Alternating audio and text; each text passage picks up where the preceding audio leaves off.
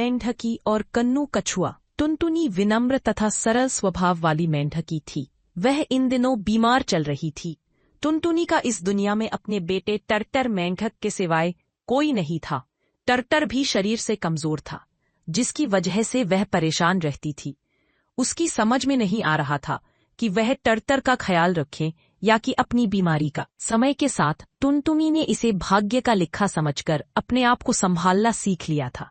एक दिन की बात है। कन्नू कछुए को किसी जरूरी काम से बड़े दूर की यात्रा तय करनी थी।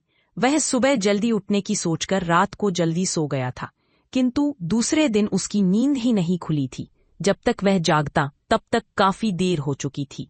इसी वजह से उसने खाना भी नहीं खाया और भूखे पेट ही घर से निकल पड़ा था। यात्रा बड़े दूर की थी और तिस पर धूप भी तेज थी। चलते चलते अचानक उसे चक्कर आ गया था। सौभाग्य से वह टुनटुनी मेंढकी के घर के पास ही बेहोश हो गया था। इधर टुनटुनी अपने घर से बाजार जाने के लिए निकली थी। तभी उसकी नजर संकटग्रस्त कन्नू पर पड़ी थी। उसने तुरंत अपने पड़ोसियों को बुलाया था। वे उसे उठाकर टुनटुनी के घर पर ले गए थे।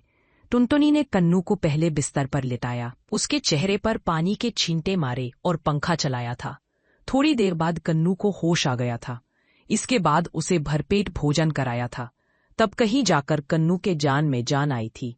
वह बड़ा खुश था। उसने कहा, टुनटुनी बहन, तुमने संकट के समय में मेरी सहायता कर मुझे जो जीवनदान दिया है, तुम्हारा यह उपकार मैं कभी नहीं भूल पाऊंगा। कुछ देर आराम करने के बाद कन्नू चलने को हुआ था। जाते समय उसने टुनटुनी को इस बात का भरोसा भी दिलाया कि भविष्य में जब कभी तुम्हें मेरी मदद की जरूरत होगी, तब खबर पाते ही मैं दौड़ा चला आऊंगा। कन्नू ने टुनटुनी को अपने घर का पता भी बताया और अपनी राह चला गया था। समय के साथ टर्टर भी बड़ा हो गया था।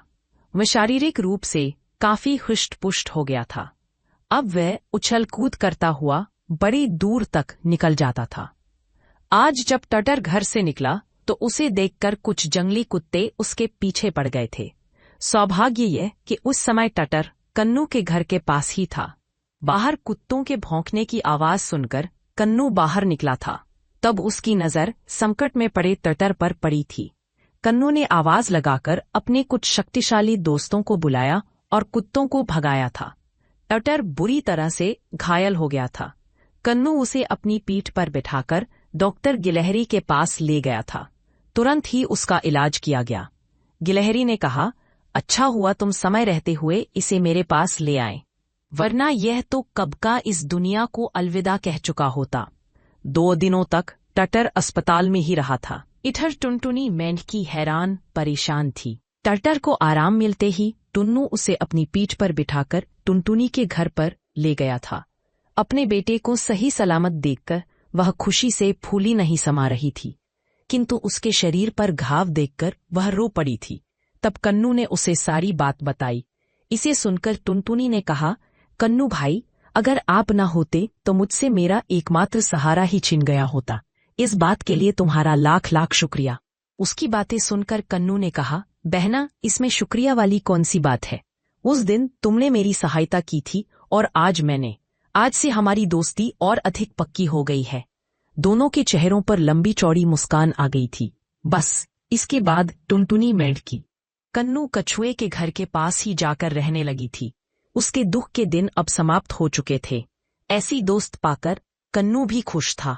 कथा सारांश, कन्नू कछुए और टुनटुनी मेंढकी की कहानी दोस्ती की एक मिसाल कायम करती है।